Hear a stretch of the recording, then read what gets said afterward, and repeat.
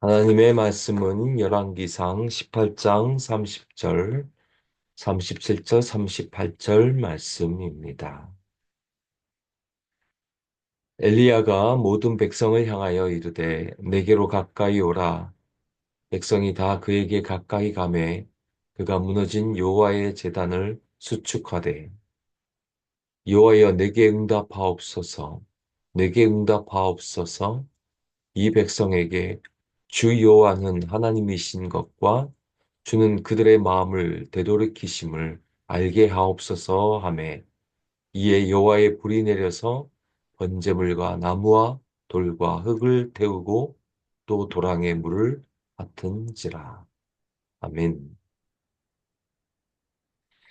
오늘 말씀은 저와 여러분이 너무나 잘 아는 말씀, 바로 엘리야와 바알 선지자 850명이 누가 참 하나님인가를 증명해 보여준 어, 갈매살 전투 사건입니다. 아마도 오늘날 같으면 신문에 대서특필했을 것이고 또 뭐 유튜버들이 와서 카메라를 들고 누가 참 신인지를 보여주는 것을 현장 라이브로 생중계했을 것 같습니다. 아, 참 오늘날에 저는 이런 것이 좀 있었으면 좋겠습니다. 누가 참 하나님인가? 이 세상 사람들에게 증명해 보여줄 수 있는 이런 사건들이 있으면 얼마나 좋을까 하는 마음도 있습니다. 결국 엘리야는 기도합니다. 그리고 마침내 하늘에서 불이 내려 여호와 하나님이 참 신임을 증명해 냅니다. 오늘날 우리들에게도 이 하늘에서 이와 같은 불이 임하는 기도가 필요합니다. 우리의 심령에, 우리의 교회에, 이 사회에 하나님의 임재와 그분의 능력으로 다시 한번 충만해지는 이 불이 필요합니다. 어떻게 이게 가능할까요? 먼저 저의 눈에 들어온 말씀이 있습니다. 30절 하반절 말씀을 보면 무너진 여호와의 제단을 수축하되, 여러분 여호와의 제단이 오랫동안 방치해 둔 것입니다. 무너져 있었습니다. 얼마나 상징적입니까? 예배 제단이 오랫동안 무너져 있었습니다. 얼마나 예배를 드리지 않았으면 여호와의 제단이 무너져 있었겠습니까? 여러분 어떻게 하늘에 불이 임할 수 있을까요? 우리가 부르짖고 소리를 높인다고 마치 바알 선지자들이 온통 소란하게 소리를 지른다고 해서 불이 임할까요? 아닙니다. 먼저 무너진 우리의 제단이 회복되어야 합니다. 내 안에 무너진 예배의 제단이 다시 수축되어야 합니다.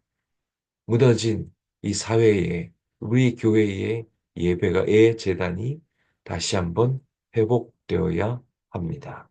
이스라엘 백성들을 생각해 보십시오. 포로 귀환한 백성들이 와서 제일 먼저 한 일이 무엇입니까?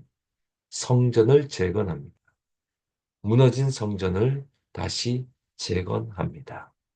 마찬가지로 우리가 다시 뜨거워지고 하나님의 임재로 나아가고 하나님의 불을 경험하고 부흥의 역사를 경험할 수 있는 것, 첫 번째로 무너져 있는 우리의 각 예배의 그 제단이, 무너진 우리의 예배의 제단이 다시 한번 건축되고 다시 한번 회복되어야 할 것입니다. 교회에 하늘에 불이 떨어지게 하는 것, 그것이 예배의 회복, 재단의 회복이지 않겠습니까? 우리의 삶에 하나님의 능력을 경험하는 것, 그것이 바로 재단, 예배의 회복일 것입니다. 한국의 교회들이 다시 영적으로 부흥되는 것, 역시 우리 재단의 회복, 예배의 회복일 것입니다. 그래서 에스라 3장 1절에서 3절 말씀도 보십시오. 이스라엘 자손이 각자의 성읍에 거주하였더니 일곱째 달에 이르러 일제히 예루살렘에 모인지라. 그들이 그 자리에 여호와의 제단을 다시 세우고 그 위에서 아침 저녁으로 여호와께 번제를 드리며 2차 포로 귀환한 돌아온 에스라가 이스라엘 백성들을 각성시키고 종교 개혁을 일으키게 한 원동력 역시 제단을 다시 세운 것으로부터 시작되었습니다. 하늘의 불, 영적인 부흥, 뜨거운 하나님의 임재, 바로 무너진 우리의 제단을 다시 수축하고 예배를 다시 회복하는 줄로 믿습니다. 그래서 하늘의 불이 우리의 심령 가운데, 우리의 가정 가운데, 우리 교회에, 그리고 민족 위에, 나라 위에 임하게 될 줄로 믿습니다. 그리고 어떻게 해야 하늘의 불이 임할 수 있을까요? 37절 말씀입니다. 여호와여, 내게 응답하옵소서. 내게 응답하옵소서. 이 백성에게 주 여호와는 하나님이신 것과 주는 그들의 마음을 돌이키심을 알게 하옵소서. 아멘. 저의 눈에 들어온 말씀이 그들의 마음을 돌이키심을 알게 하옵소서 라고 기도한 것입니다. 하나님이 이스라엘 백성의 마음을 돌이키실 수 있는 하나님을 강조하며 엘리야는 기도한 것입니다. 맞습니다. 우리의 마음을 돌이킬 수 있는 분, 오직 우리 하나님이십니다. 그분이 우리의 딱딱한 마음을 부수고 부드러운 마음을 주셔서 우리가 하나님께 돌아가게 할 수 있으십니다. 여러분, 하나님이 우리의 마음을 돌이킬 때 우리가 해야 할 일이 있습니다. 그것이 바로 회개입니다. 여러분, 언제 우리의 심령에 불이 임할까요? 기독교 역사를 보십시오. 언제 대부흥 각성들이 일어나게 됩니까? 여러분 아시죠? 평양 대부흥 사건, 그 평양에 불이 임한 원인은 바로 회개로부터 시작되었습니다. 1907년 평양 장대영 교회에서 열렸던 사경여에서 우리 길선주 장로가 공개적으로 죄를 자백하며 회개했을 때 청중들 가운데 눈물과 통곡의 회개 운동이 불일 듯 일어난 것입니다. 그날 이후 성령의 강한 임재 아래 많은 이들이 죄를 고백하고 용서를 구하고 예수 그리스도를 인격적으로 만나는 이 체험을 하게 되는 놀라운 대부흥의 역사를 맛보게 된 것입니다. 여러분 어떻게 불이 임할까요? 바로 회개입니다. 회개 기도로부터 하늘의 불이 임합니다. 에스라를 또 언급하지만 에스라 2차 포로 귀환 이후 제단을 쌓고 다시 이들을 말씀으로 양육합니다. 포로 귀환 이후 이들의 삶이 변화되지 않았습니다. 또다시 이방 여인과 결혼해서 하나님의 뜻을 어깁니다. 에스라가 와서 이들에게 말씀을 가르치자 이들이 그 말씀에 양심이 찔려 결혼했던 이방 여인을 다시 돌려보냅니다. 회개입니다.